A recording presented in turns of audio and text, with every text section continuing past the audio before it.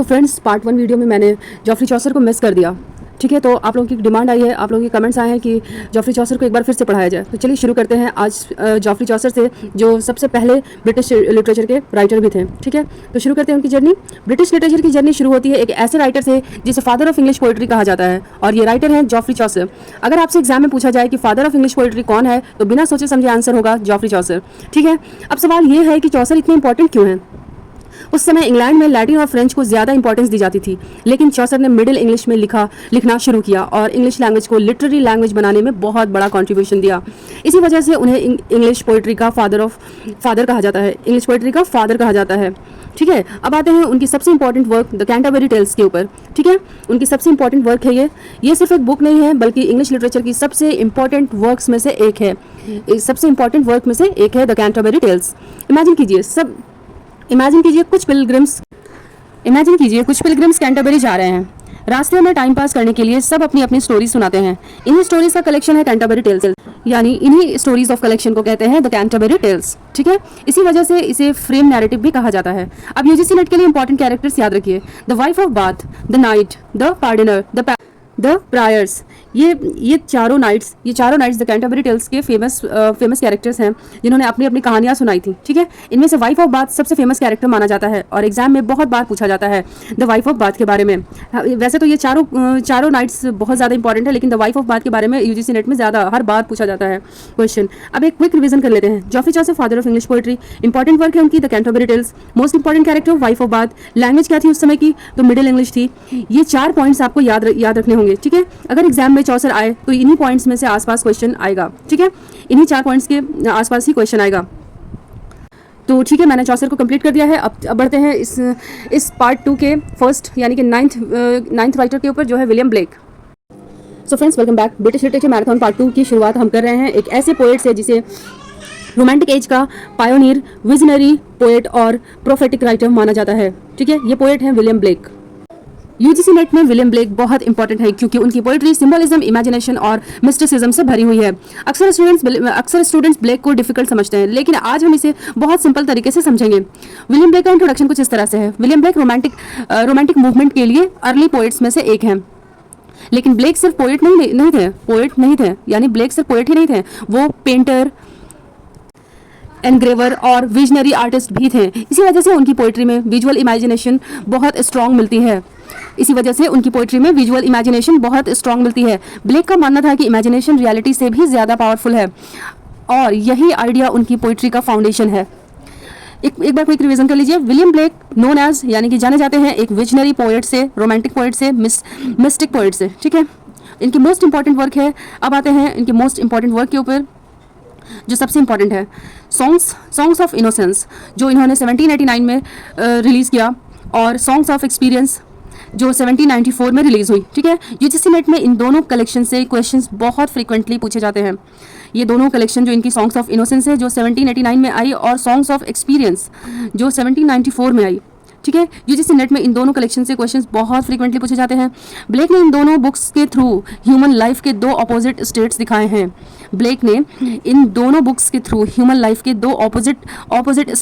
हैं।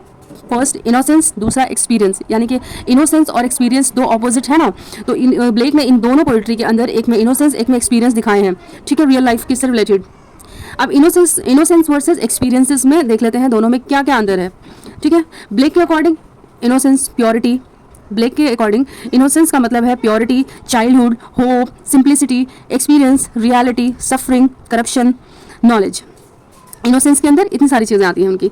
यही contrast black की पोइट्री का कोर आइडिया है। एग्जाम में अक्सर पूछा जाता है songs of innocence and songs of experience किसने लिखी, तो आंसर होगा विलियम ब्लेक। ठीक है, songs of innocence and songs of experience, तो विलियम ब्लेक। अब देखते हैं द लैम्प क्या है। अब ब्लेक की सबसे इंपॉर्टेंट पोएम देखते हैं, जो है द लैम्प ब्लेक की सबसे इंपॉर्टेंट पोएम है। ये पोएम सॉन्ग्स ऑफ इनोसेंस का पार्ट है, यानी कि the lamp songs of innocence में आता है। ठीक है, उन्होंने सॉन्ग्स ऑफ इनोसेंस बुक में ये पोएम को लिखा है, द लैम्प को। ये उसी का पार्ट है।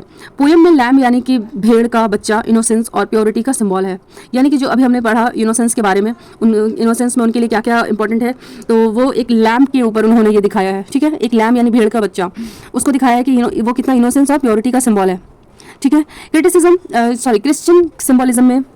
क्रिश्चियन सिंबलिज्म में लैम को जीसस क्रिस्ट से भी एसोसिएट किया जाता है। यानी कि क्रिश्चियन लोग लैम को सिंबल मानते हैं, जीसस क्रिस्ट से भी एसोसिएट किया है उन्होंने। यानी कि क्रिश्चियन जो रिलीजन के लोग हैं वो लोग लैम को जीसस मानते हैं। ठीक है, पोएम का टोन सिंपल और इनोसेंट है। पोएम का टोन क्या है? सिंपल और इनोसेंट है। यूजीसी नेट में the lamb songs of innocence का रूप है द टाइगर। अब आता है द टाइगर, यानी the lamb songs of innocence का पार्ट है। द लैम्प के अंदर सॉन्ग्स ऑफ इनोसेंस को दिखाया गया है, यानी सॉन्ग्स ऑफ इनोसेंस के अंदर द लैम्प को दिखाया गया है। The tiger. अब आते हैं ब्लेक की सबसे फेमस पोएम पर, जो है टाइगर, द टाइगर। ये सॉन्ग्स ऑफ एक्सपीरियंस का पार्ट है। ये सॉन्ग्स ऑफ एक्सपीरियंस का पार्ट है, यानी कि अब हम लोग आ गए हैं उनके दूसरे पोएम, दूसरे वर्क के ऊपर, दूसरी बुक जो उन्होंने लॉन्च की थी 1794 में, वो है सॉन्ग्स ऑफ एक्सपीरियंस। ठीक है, तो ये उसमें आता है द टाइगर, ये उसका पार्ट है। द टाइगर उसी का पार्ट है और यूजीसी नेट में बहुत बार पूछी गई ये पोएम है। ठीक है, द टाइगर। पोएम की ओपनिंग लाइन याद रखिए, टाइगर टाइगर बर्निंग ब्राइट। अगर एग्जाम में ये लाइन आए तो तुरंत विलियम ब्लेक याद आना चाहिए। ठीक है, द टाइगर का मीनिंग है, टाइगर स्ट्रेंथ का है, पावर का है और मिस्ट्री का सिंबल है। टाइगर का मीनिंग क्या है? द टाइगर स्ट्रेंथ का है, पावर का है और मिस्ट्री का सिंबल है। ब्लेक एक इंपॉर्टेंट क्वेश्चन पूछते हैं, जिस गॉड ने इनोसेंट लैम को क्रिएट किया, क्या उसी गॉड ने पावरफुल टाइगर को भी क्रिएट किया? ये ब्लेक का क्वेश्चन है और ये सब आपको इस पोएम के अंदर पढ़ने को मिलेगा। ये क्वेश्चन इनोसेंस और एक्सपीरियंस के कंट्रास्ट को शो करता है। इसी वजह से द लैम और द टाइगर को अक्सर साथ में पढ़ाया जाता है, यानी कि ये दोनों कॉम्बिनेशन आपको साथ में ही पढ़ने को मिलता है। यानी ब्लेक की जब भी हम लोग पोएम पढ़ेंगे तो ये दोनों साथ में आएगा, क्योंकि इससे हम लोग कंट्रास्ट में पढ़ते हैं। द लैम यानी कि इनोसेंस का पार्ट है, द टाइगर यानी कि ये एक्सपीरियंस का पार्ट है। ये दोनों पोएम एक साथ ही पढ़ने को मिलते हैं। ठीक है, अब देख लेते हैं ब्लेक की प्रोहेटिक बुक्स को। प्रोहेटिक बुक्स में उन्होंने क्या क्या लिखे हैं? विलियम ब्लेक की कुछ और इंपॉर्टेंट वर्क्स है, the marriage of heaven and hell, Milton, Jerusalem. ठीक है, ये 3 बुक्स उन्होंने प्रोहेटिक बुक में लिखे हैं। ठीक है, ये वर्क्स प्रोहेटिक बुक्स के नाम से फेमस है और ये बुक्स, जब भी आपको प्रोहेटिक बुक्स सुनने को मिले तो ये तीनों नाम आप लोगों को याद आना चाहिए, जैसे the marriage of heaven and hell, Milton, Jerusalem. ठीक है, तो नेट एग्जाम में इनके नाम आइडेंटिफाई करने के लिए पूछे जा सकते हैं। ठीक है, सिंबलिज्म इन ब्लेक, यानी कि ब्लेक के सिंबलिज्म क्या क्या हो सकते हैं, अब आप उसे देख लीजिए। ब्लेक सिंबलिज्म के लिए फेमस है, यानी कि कौन कौन से सिंबलिज्म होंगे फिर, तो देख लीजिए। कॉमन सिंबल्स, उनके कॉमन सिंबल्स कुछ इस तरह से हैं, जैसे लैम्प, अगर लैम्प अगर दिखाया गया है तो वो इनोसेंस का सिंबल है। टाइगर अगर दिखता है तो वो एक्सपीरियंस का सिंबल है। चाइल्ड अगर दिखता है तो वो प्योरिटी का सिंबल है। लाइट डिवाइन ट्रुथ का सिंबल है। डार्कनेस करप्शन का सिंबल है। ठीक है, ये सिंबल एग्जाम के लिए इंपॉर्टेंट है। ये जितने भी सिंबल्स मैंने अभी आपको बताए, lamp, tiger, child, light, darkness, ये सिंबल्स एग्जाम के लिए इंपॉर्टेंट है। ठीक है, कैरेक्टरिस्टिक्स ऑफ ब्लेक्स पोइट्री, यानी कि अब ब्लेक्स की पोइट्री में कैरेक्टरिस्टिक्स क्या क्या हो सकते हैं, तो नंबर 1 इमेजिनेशन, दूसरे नंबर पे आता है सिंबलिज्म। ठीक है, mysticism, visionary ideas, social criticism, spiritual themes. ठीक है, ये सारे 6 के 6 आते हैं। अब देख लेते हैं William black versus Alexander pope. ठीक है, विलियम ब्लेक और अलेक्जेंडर पोप को अब हम लोग देख लेते हैं वर्सेस करके, यानी कि अलेक्जेंडर पोप की क्या क्या खासियत है और विलियम ब्लेक में क्या क्या खासियत है, हम लोग दोनों को आज कंपेयर करने वाले हैं।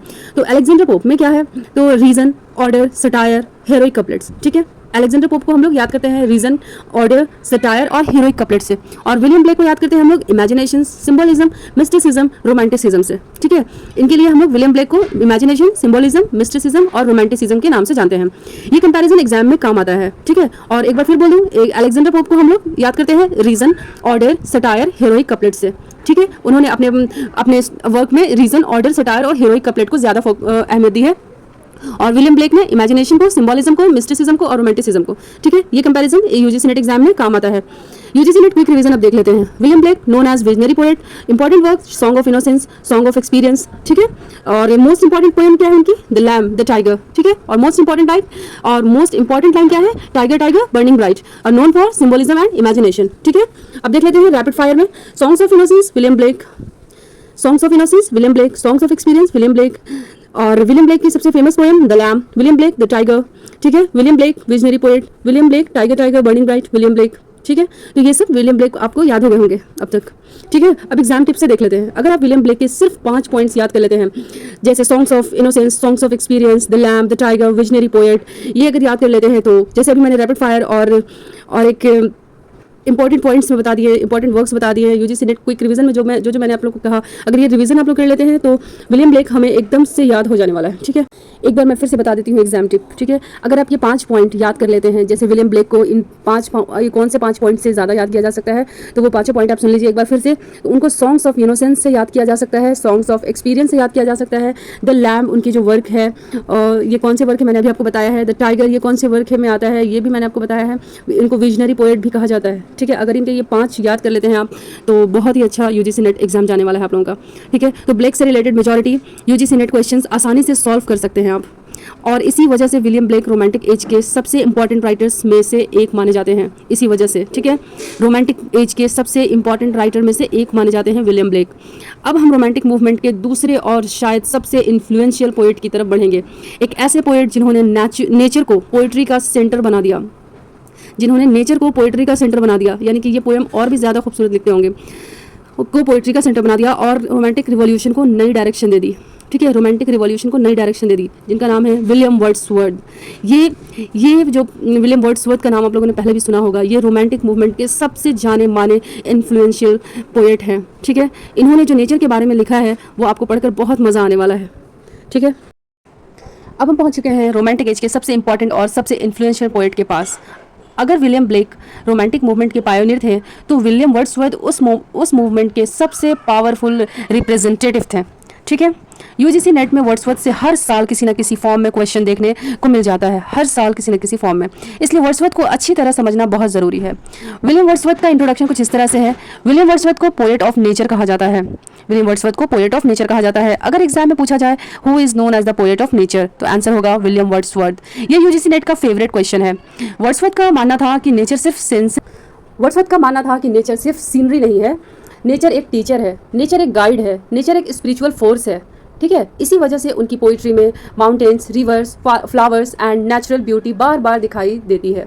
ठीक है, क्योंकि उनका मानना था कि नेचर सिर्फ सीनरी नहीं है, नेचर एक टीचर है जो हमें बहुत कुछ सिखा सकती है, नेचर एक गाइड है जो हमें रास्ता दिखा सकती है, नेचर एक स्पिरिचुअल फोर्स है, यानी कि नेचर एक हीलिंग पावर है। एक अंदर से अगर आप दुखी हैं तो वो आपको खुशी दे सकती है, स्पिरिचुअल फोर्स है उसके अंदर। उन्होंने नेचर को इतना कुछ कह दिया है। ठीक है, क्विक रिवीजन एक देख लेते हैं।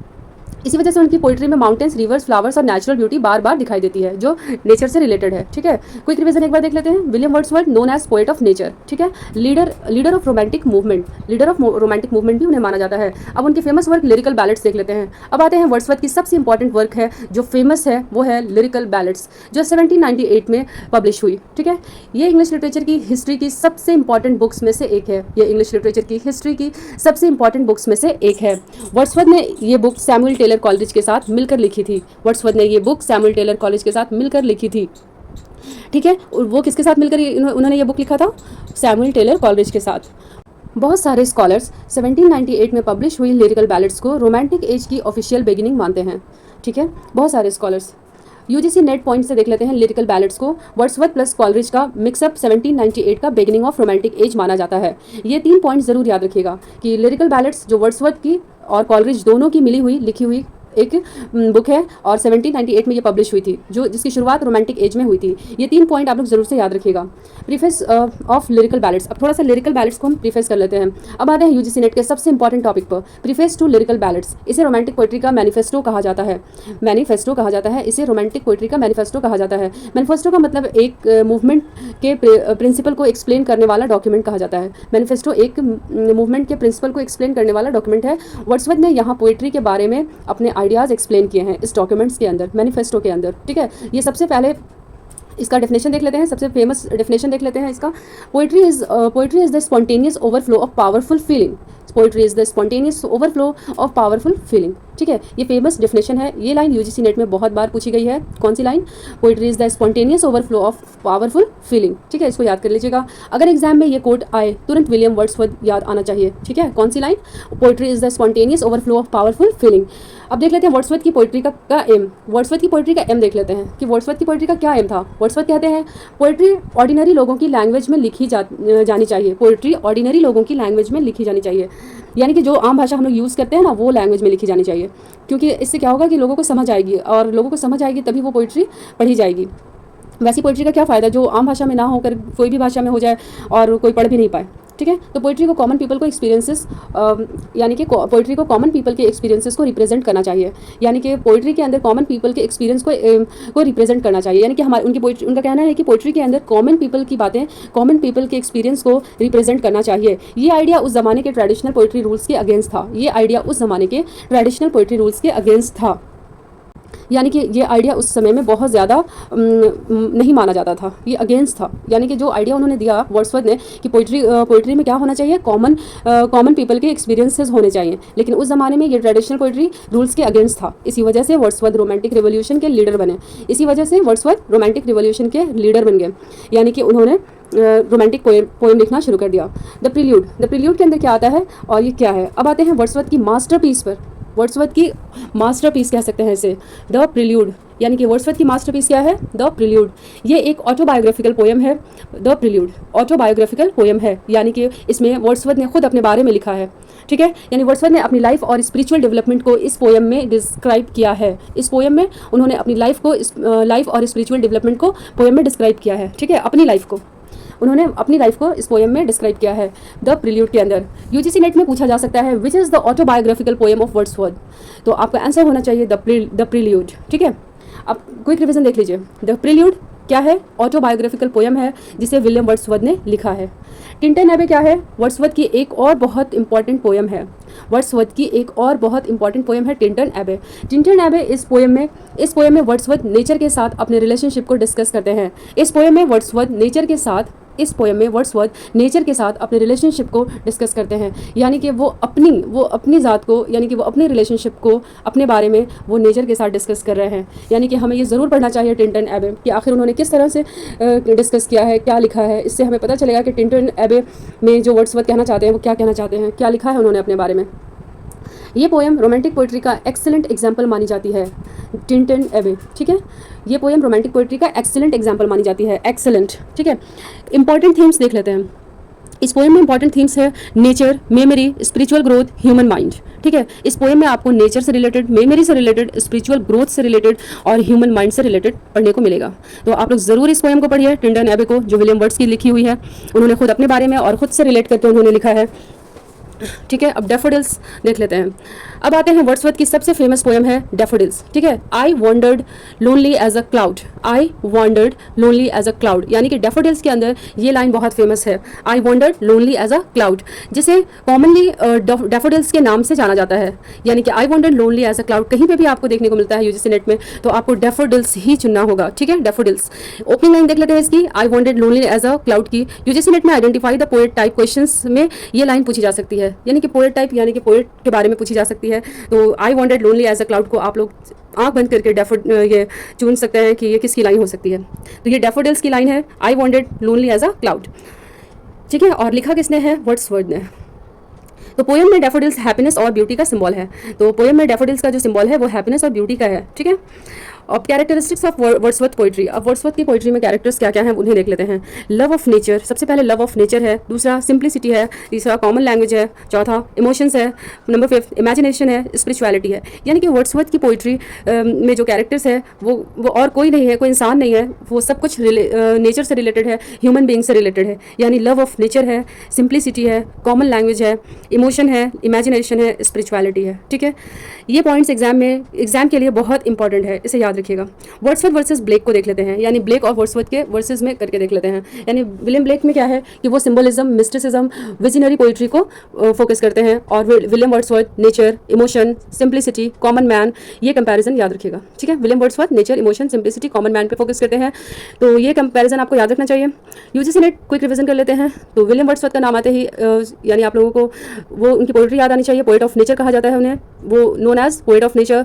मोस्ट इंपॉर्टेंट वर्क है उनकी लिरिकल बैलेड्स। मास्टरपीस क्या है उनका? The prelude. Important poem Tintern Abbey. Most famous poem daffodils. Most famous definition poetry is the spontaneous overflow of powerful feeling, ये उनकी मोस्ट फेमस डेफिनेशन है। Poetry is the spontaneous overflow of powerful feeling. अब rapid fire देख लेते हैं। Poet of nature, rapid fire में देख लीजिए, पोएट ऑफ नेचर किसे कहा गया है? विलियम वर्ड्सवर्थ को। लिरिकल बैलेड्स किसे कहते हैं? तो वर्ड्सवर्थ एंड कॉलरिज को, जो 1798 में आई थी, वो है lyrical ballads. The prelude Wordsworth, daffodils Wordsworth. ठीक है, ये सब आप लोग मैच कीजिएगा कि प्रिल्यूड किससे रिलेटेड है? वर्ड्सवर्थ से। डैफोडिल किससे रिलेटेड है? तो वर्ड्सवर्थ से। लिरिकल बैलेड्स किससे रिलेटेड है? द प्रिल्यूड से। ठीक है, spontaneous overflow of powerful feeling, तो ये लाइन किस में फेमस है? तो वर्ड्सवर्थ में। ठीक है, तो एग्जाम टिप देख लेते हैं हम लोग। अगर आप वर्ड्सवर्थ के लिए वर्ड्सवर्थ के सिर्फ ये 5 पॉइंट्स याद कर लेते हैं जो मैं अभी आपको बताने वाली हूँ, तो आपको वर्ड्सवर्थ में आपको फुल मार्क्स लेने से कोई नहीं रोक सकता। तो पोएट ऑफ नेचर कहा गया है वर्ड्सवर्थ को। लिरिकल बैलेड्स 1798 में जो पब्लिश हुई थी वो याद रखिएगा। प्रीफेस टू लिरिकल बैलेड्स याद रखिएगा। द प्रिल्यूड को याद रखिएगा। डैफोडिल्स को याद रखिएगा वर्ड्सवर्थ के अंदर। ठीक है, तो वर्ड्सवर्थ से रिलेटेड बहुत सारे यूजीसी नेट क्वेश्चंस आसानी से सॉल्व कर सकते हैं आप, और इसी वजह से विलियम वर्ड्सवर्थ रोमांटिक एज के सबसे इंपॉर्टेंट पोएट माने जाते हैं। ठीक है, अब हम मिलेंगे वर्ड्सवर्थ के दोस्त, कोलैबोरेटर और रोमांटिक मूवमेंट के एक और लीजेंडरी पोएट से, जो वर्ड्सवर्थ के दोस्त भी हैं, एक कोलैबोरेटर भी हैं, और रोमांटिक मूवमेंट के एक और लेजेंडरी पोएट भी हैं, यानी कि सैमुअल टेलर से, सैमुअल टेलर कॉलरिज से, जिन्होंने इमेजिनेशन और सुपरनैचुरल एलिमेंट्स को पोएट्री में एक नई पहचान दी है। ठीक है, अब तक हम लोग विलियम ब्लेक और विलियम वर्ड्सवर्थ को कवर कर चुके हैं, और अब हम रोमांटिक मूवमेंट के एक और लीजेंडरी पोएट की तरफ बढ़ रहे हैं। ये पोएट है Samuel Taylor Coleridge. UGC NET के पर्सपेक्टिव से कॉलरिज बहुत इंपॉर्टेंट है, क्योंकि वो सिर्फ पोएट ही नहीं बल्कि क्रिटिक और लिटरेरी थ्योरिस्ट भी थे। सिर्फ वो पोएट ही नहीं थे, क्या क्या थे? क्रिटिक और लिटरेरी थ्योरिस्ट भी थे। अगर वर्ड्सवर्थ को नेचर का पोएट कहा जाता है, तो कॉलरिज को इमेजिनेशन का पोएट कहा जा सकता है। एस टी कॉलरिज का introduction. Samuel Taylor Coleridge romantic age के मेजर पोएट्स में से एक थे। वो विलियम वर्ड्सवर्थ के क्लोज फ्रेंड भी थे। दोनों ने मिलकर इंग्लिश लिटरेचर की सबसे इंपॉर्टेंट बुक लिरिकल बैलेड्स लिखा, जो 1798 में पब्लिश की गई। इसी बुक को रोमांटिक मूवमेंट की बिगिनिंग माना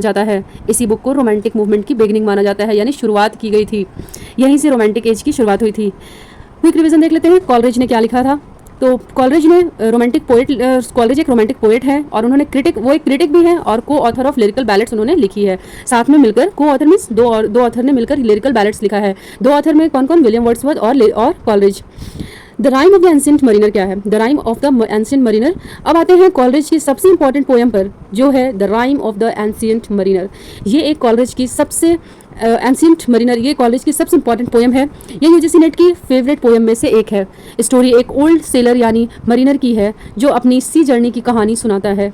इस पोएम में जो जर्नी है वो एक सी सेलर की है, जो अपनी जर्नी को सुनाता है। ठीक है, वो अपनी सी जर्नी को सुनाता है। जर्नी के दौरान वो एक इनोसेंट बर्ड एल्बाट्रोस को मार देता है। वो सी जर्नी के दौरान अपनी एक बर्ड को मार देता है, जिसका नाम एल्बाट्रोस होता है। बर्ड का नाम एल्बाट्रोस है, जो मार देता है एक इनोसेंट बर्ड को। यानी कि जब वो जर्नी पे होता है तो एल्बाट्रोस नाम की एक बर्ड को वो मार देता है, और यहीं से उसकी प्रॉब्लम शुरू हो जाती है। नेचर के अगेंस्ट किया गया ये एक्ट उसके लिए कर्स बन जाता है। यानी कि नेचर के अगेंस्ट उसने ये काम किया था, इसलिए ये उसके लिए कर्स बन गया।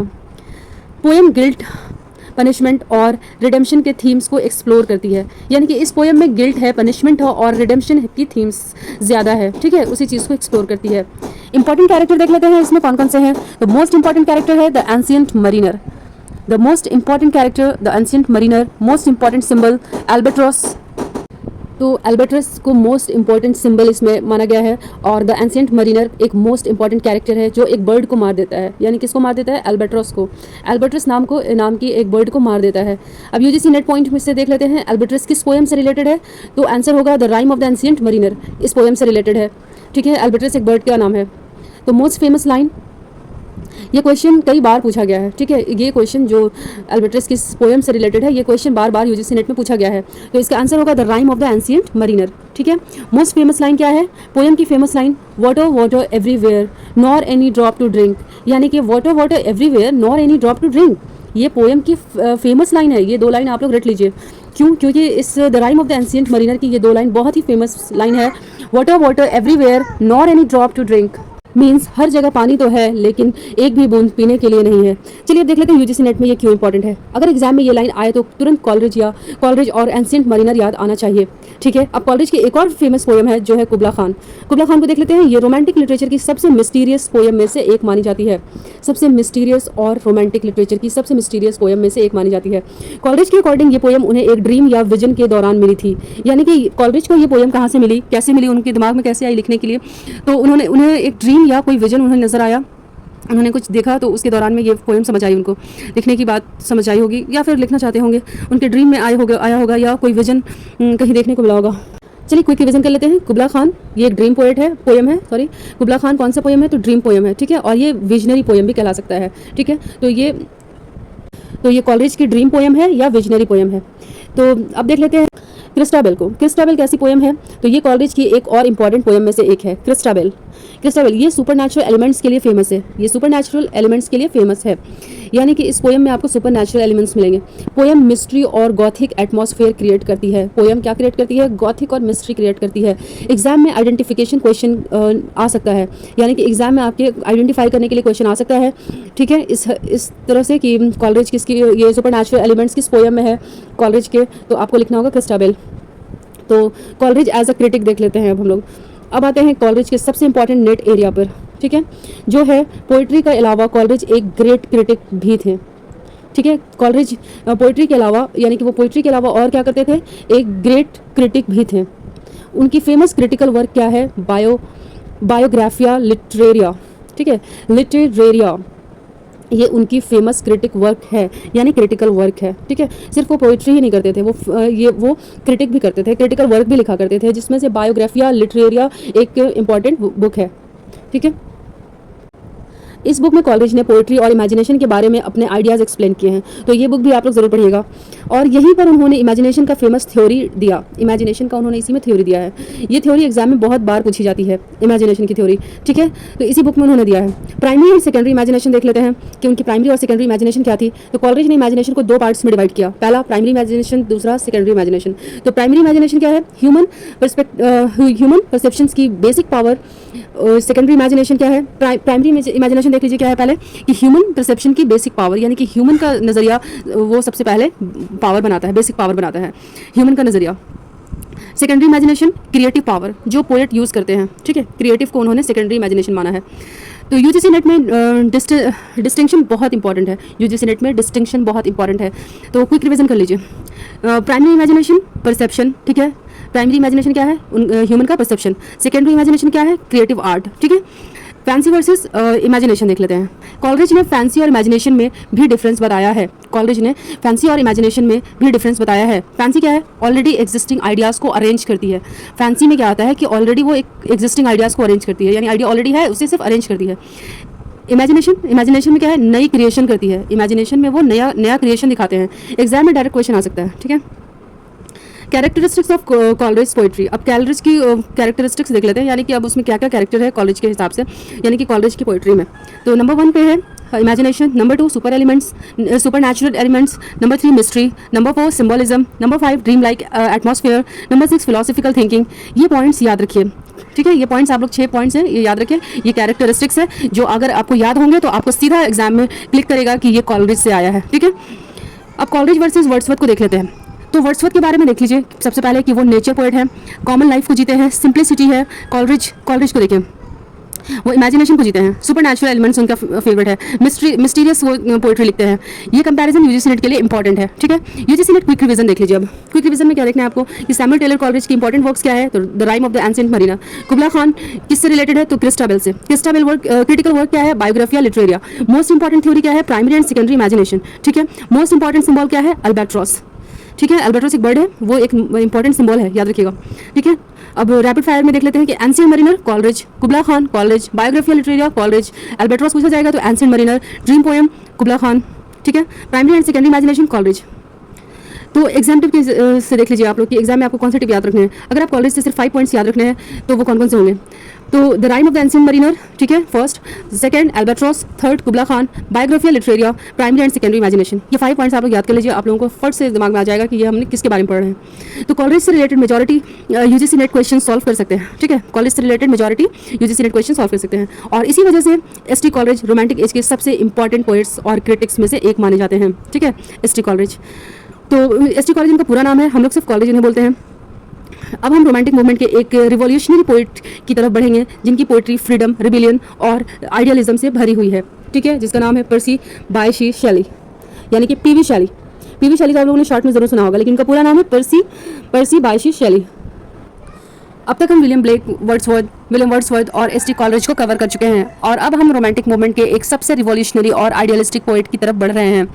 ये पोएट हैं पीबी शेली, यानी पर्सी बायशी शेली। ठीक है, यूजीसी नेट में शेली बहुत इंपॉर्टेंट है क्योंकि उनकी पोएट्री फ्रीडम, रिवॉल्यूशन, इमेजिनेशन और होप से भरी हुई है। अगर वर्ड्सवर्थ नेचर के पोएट हैं और कॉलरिज इमेजिनेशन के पोएट हैं, तो शेली को रिवॉल्यूशन और आइडियलिज्म का पोएट कहा जाता है। ठीक है, पीबी शेली का इंट्रोडक्शन देख लीजिए किस तरह से है। पर्सी बायशी शेली रोमांटिक एज के मेजर पोएट में से एक हैं। ठीक है, पीबी शेली रोमांटिक एज की मेजर पोएट्स में से एक हैं। उनकी पोएट्री में फ्रीडम, सोशल चेंज और सोशल प्रोग्रेस के आइडियाज़ मिलते हैं। उनके पोएम में सोशल चेंजेस, सोशल प्रोग्रेस के आइडियाज़ मिलते हैं। ठीक है, शेली ट्रेडिशनल अथॉरिटी और इनजस्टिस के अगेंस्ट लिखती हैं। शेली ट्रेडिशनल अथॉरिटी और इनजस्टिस के अगेंस्ट लिखती हैं, इसी वजह से उन्हें रिवॉल्यूशनरी पोएट भी कहा जाता है। ठीक है, अब इसका क्विक रिवीजन कर लीजिए। पीबी शेली किस चीज़ से जानी जाती हैं, तो रोमांटिक पोएट से। रिवॉल्यूशनरी पोएट क्या है इनकी, तो आइडियलिस्ट पोएट हैं वो। ठीक है, एक P B Shelley romantic poet, revolutionary poet, idealist poet, यानी कि ये 3 चीज़ से पीबी शेली फेमस है। ये तीनों नाम से ये फेमस है, romantic poet, revolutionary poet, idealist poet. ठीक है, ode to the west wind, ये क्या है। अब आते हैं शेली की सबसे इंपॉर्टेंट पोएम पर, जो है ode to the west wind. ठीक है, अभी जो मैंने कहा ode to the west wind क्या है, तो ये पीबी शेली की सबसे इंपॉर्टेंट पोएम है। ये यूजीसी नेट की सबसे फ्रीक्वेंटली आस्क्ड पोएम्स में से एक है। पोएम में वेस्ट विंड सिर्फ हवा नहीं है, ये चेंज, रिवॉल्यूशन और रिन्यूअल का सिंबल है। ठीक है, ये सिर्फ हवा नहीं है, ये चेंज और रिन्यूअल का सिंबल है। शेली वेस्ट विंड को एक पावरफुल फोर्स के रूप में दिखाती हैं जो पुरानी चीज़ों को डिस्ट्रॉय करते नए लाइफ को जन्म देती हैं, यानी कि पुरानी चीज़ों को वो ख़त्म कर देती हैं और नई चीज़ों को वो जन्म देती हैं। उस तरह से वो पोएम के अंदर लिखती हैं, यानी कि रिवोल्यूशन का मतलब ही होता है चेंज, रिन्यूअल का मतलब ही चेंज। तो ठीक है, तो शेली का तो आसानी से याद रखा जा सकता है ना कि ये पुरानी चीज़ों को डिस्ट्रॉय करके और नए लाइफ को जन्म देती हैं। ठीक है, अपने स्टोरीज़ में, अपने पोएम में। तो मोस्ट फेमस लाइन इनकी क्या है, तो मोस्ट फेमस लाइन है पोएम की सबसे famous line, if winter comes can spring be far behind. क्या अगर विंटर आता है तो क्या स्प्रिंग पीछे रह जाता है, क्या स्प्रिंग बी फार बिहाइंड, बहुत पीछे रह जाता है।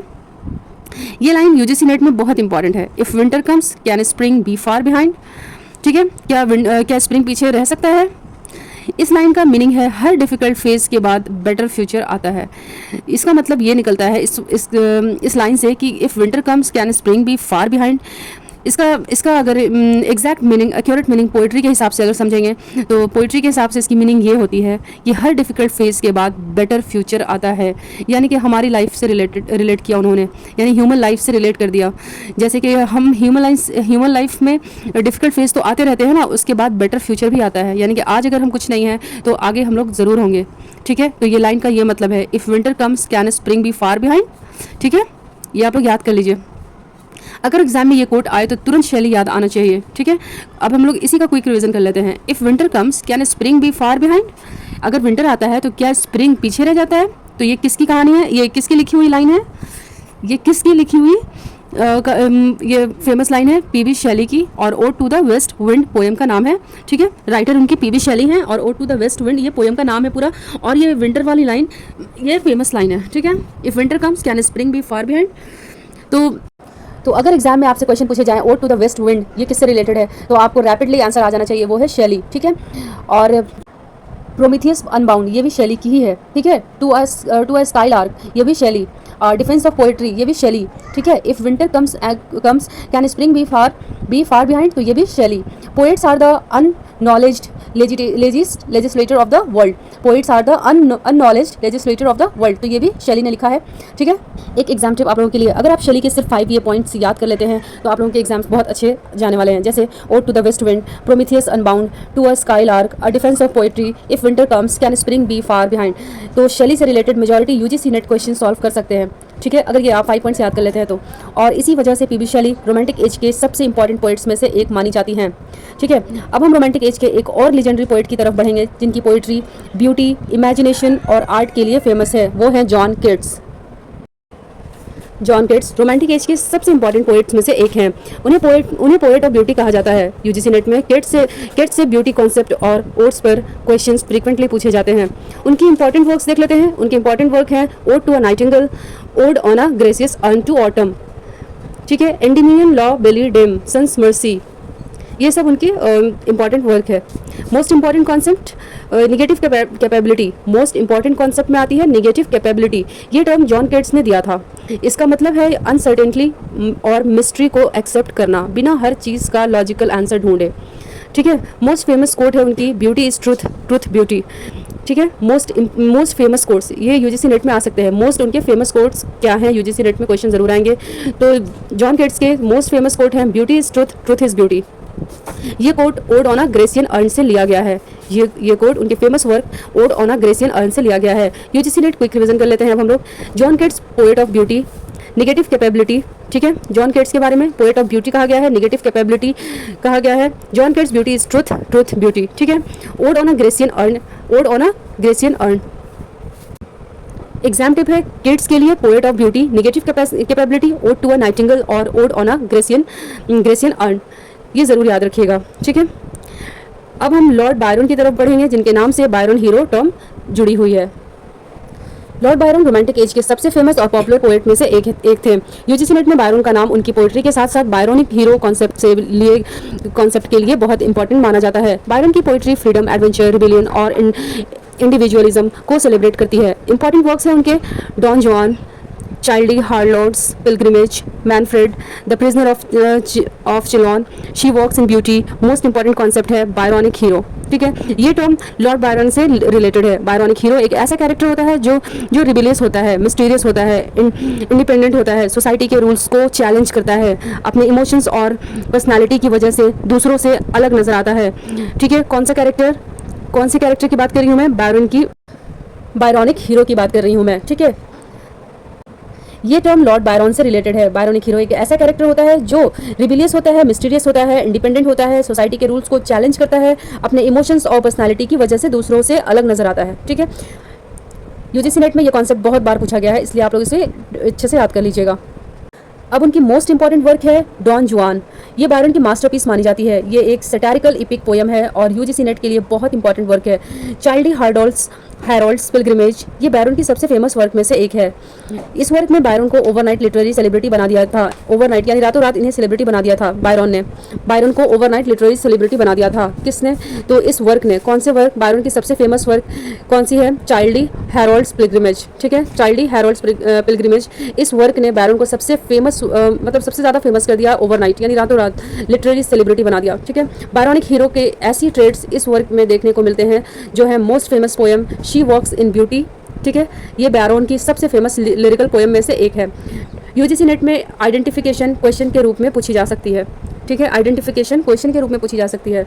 इंपॉर्टेंट फैक्ट्स बता दूं, लॉर्ड बायरन रोमांटिक पोएट से हैं।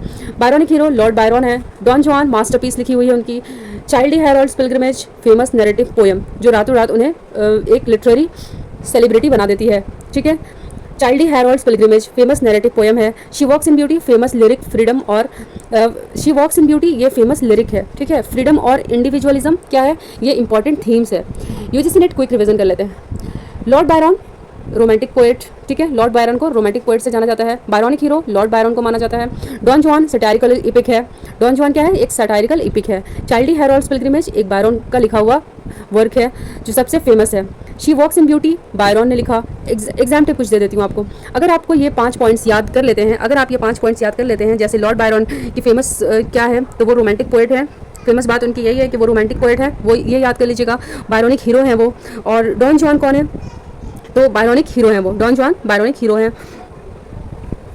और Childe Harold's pilgrimage, she walks in beauty, ये सब आपको याद रखना होगा कि ये सब लॉर्ड बायरन से रिलेटेड है।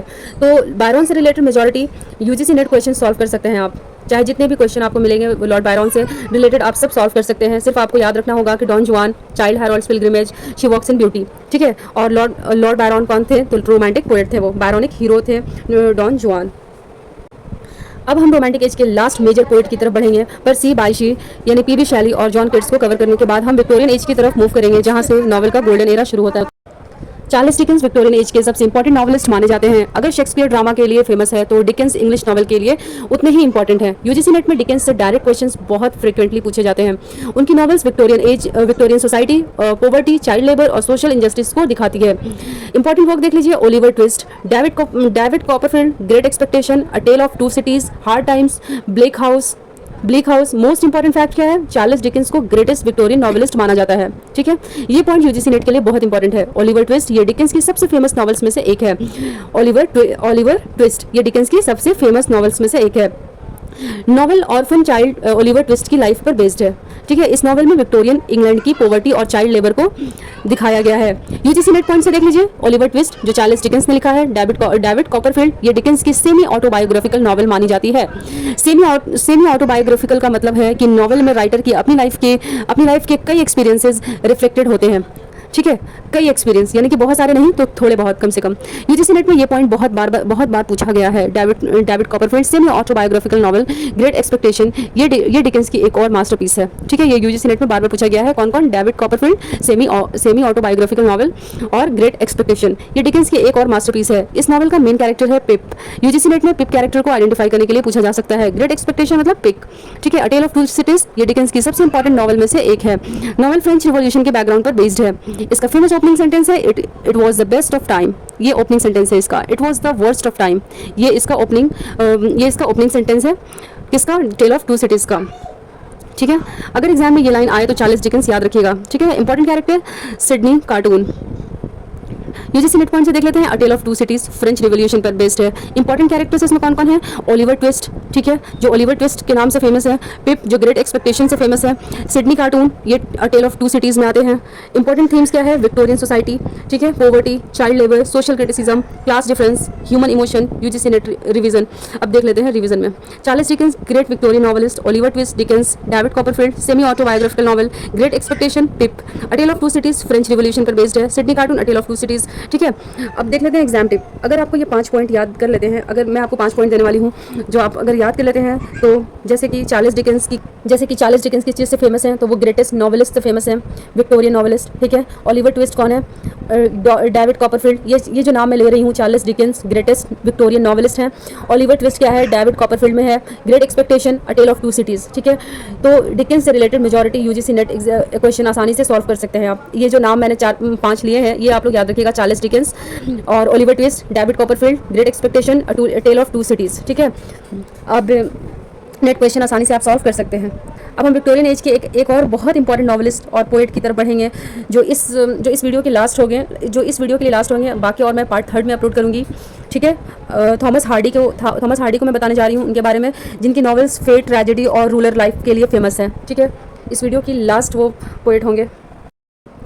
अब देख लेते हैं इस वीडियो के लास्ट राइटर को, जो है Thomas Hardy. Thomas Hardy Victorian age के सबसे इंपॉर्टेंट नॉवेलिस्ट और पोएट्स में से एक हैं। यूजीसी नेट में हार्डी से नॉवेल्स, कैरेक्टर्स और लिटरेरी थीम्स पर क्वेश्चंस फ्रीक्वेंटली पूछे जाते हैं। हार्डी की राइटिंग्स का सबसे इंपॉर्टेंट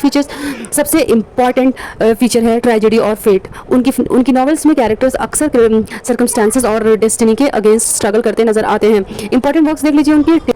इंपॉर्टेंट वर्क है उनके टेस्ट ऑफ द दरबरविल्स, ठीक है, Jude the obscure, Far from the madding crowd, The Mayor of Casterbridge, Return of the Native। Most important concept देख लेते हैं, फैटलिज्म।